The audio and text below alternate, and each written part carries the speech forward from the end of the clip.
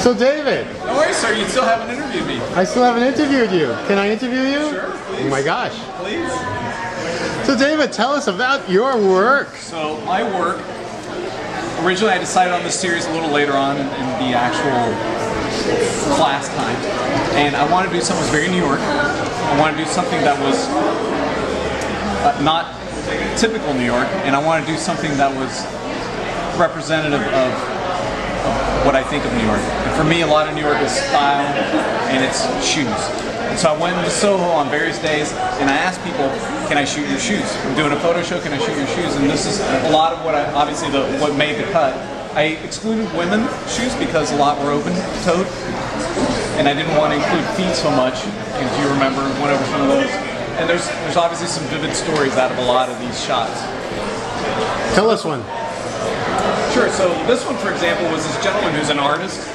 He puts installations on top of manhole covers, and a livery cab driver came and knocked over one of the installations, and he subsequently got in a fight and arrested after taking this shot. This is a friend of mine. This gentleman was flamboyantly gay, as you can probably tell from his posing of his shoes. This is probably one of my more favorite shots, where he was simply on stairs, very well-dressed gentleman, took this shot. Get all of them were taken in Soho. All the shots. And I wanted to get more of the texture of the ground in addition to the shoes themselves. This is actually an iPhone shot, so I really like his color combo. And the rest are all with my DSLR. Really? That's an iPhone? This is an iPhone shot, yeah. Right next to the DSLRs, and I never would have been able to tell. Yeah, Holy. Yeah. Holy cow. I think you can tell a little bit. Here you can see the graininess, but yeah, it's crazy, right? Incredible.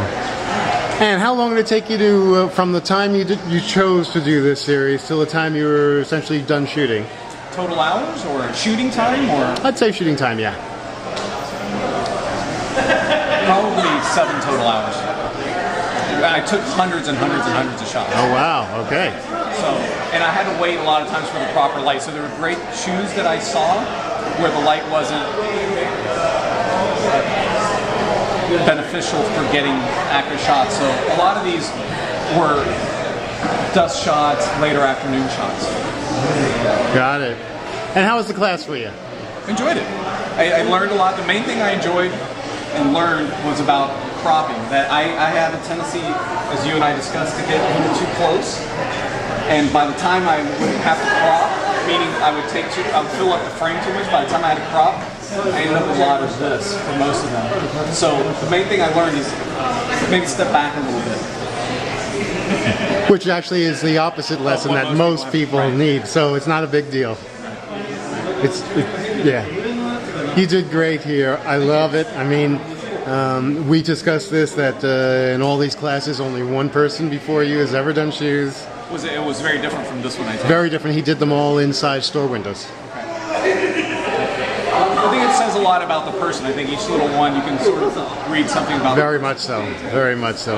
These all have. I want to make it a New York series. You know, you and I discussed that. I didn't want to get my old travel shots or that. And I said I want to do a New York series, so I did it. What's one of the truest things for me? New York. Perfect. New York. Thank you. Well, thank you. I'm going to take a look at the work now.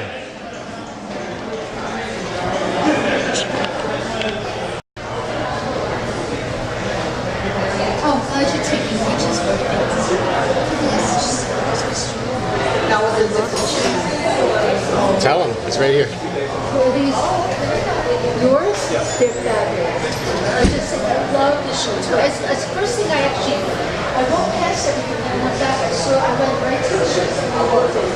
And I realized it was up on the wall. I forgot. This is the iPhone. Holy cow. What was